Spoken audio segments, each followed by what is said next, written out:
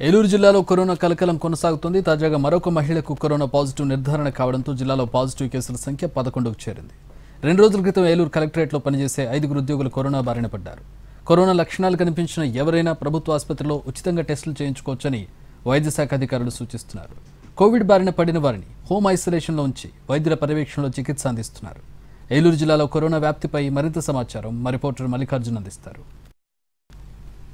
Corona కలకలం కొనసాగుతోంది. నిన్న ఓ మహిళ నుంచి సేకరించినటువంటి శాంపిల్స్ని ఆర్టీపీసీఆర్ టెస్టుల్లో కరోనా పాజిటివ్గా నిర్ధారించడం జరిగింది. జిల్లాలో ఇప్పటి వరకు కూడా 11 కరోనా కేసులు నమోదైనట్టుగా అధికారికంగా ప్రకటన కూడా విడుదల చేశారు. ఏలూరు కలెక్టరేట్లో 6 కరోనా బారిన పడడం, వారందరూ కూడా హోమ్ ఐసోలేషన్లో చికిత్స పొందుతున్నటువంటి నేపథ్యంలో మరి గుంటూరులో కూడా ఒక 2 వృద్ధ దంపతులు కూడా కరోనా పాజిటివ్గా నిర్ధారణ అయింది. ఈ నేపథ్యంలో అధికార యంత్రాంగం అప్రమత్తమైంది.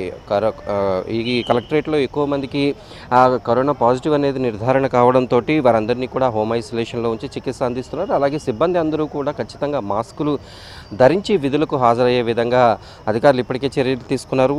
మొత్తం కార్యాలయాలన్నీ కూడా శానిటేషన్ పూర్తి చేయడం, అలాగే ఆ లక్షణాలతో బాధపడేటటువంటి వారు ఎవరైతే ఉన్నారో వాళ్ళు వైద్యుల పర్యవేక్షణలో చికిత్స పొందే విధంగా అయితే చర్యలు తీసుకుంటున్నారు. అలాగే ఏలూరు ప్రభుత్వ ఆసుపత్రుల్లో కూడా కరోనా బారిన పడిన వారికి ఎవరికైనా చికిత్స అవసరమైతే వారి కోసం కూడా ప్రత్యేకమైనటువంటి వార్డును ఏర్పాటు చేసి అక్కడ అన్ని ఏర్పాట్లు అయితే పూర్తి చేయడం జరిగింది. అలాగే టెస్టులు చేసేటటువంటి విషయంలో కూడా ఎటువంటి వెనకడుగు వేయకుండా టెస్టులు అనేవి కొనసాగించే విధంగా అధికార యంత్రాంగం చర్యలు తీసుకున్నారు. ఈ నేపథ్యంలో ఏలూరు జిల్లాకు సంబంధించి కరోనా బారిన పడినటువంటి వారు ఎవరు కూడా ఆందోళన చెందాల్సినటువంటి అవసరం లేదు. ప్రతి ఒక్కరూ కూడా ఏవైనా లక్షణాలు కనిపిస్తాయి అంటే ముక్కు నీరు కారడం, అలాగే దగ్గు, జ్వరం, ఒళ్ళు నొప్పులు వంటి లక్షణాలతో బాధపడినట్లయితే ఖచ్చితంగా అనుమానం ఉంటే వెంటనే టెస్టులు చేయించుకోవచ్చు అని కూడా అధికారులు సూచిస్తున్నటువంటి పరిస్థితి. ఈ నేపథ్యంలో ఏలూరు జిల్లా యంత్రాంగం, వైద్య శాఖ యంత్రాంగం అంతా కూడా పూర్తి అప్రమత్తంగా ఉన్నట్టుగా తెలుస్తోంది. అయితే ఎవరైనా అనుమానితులు వచ్చిన వెంటనే వారికి టెస్టులు చేస్తూ ఉన్నారు.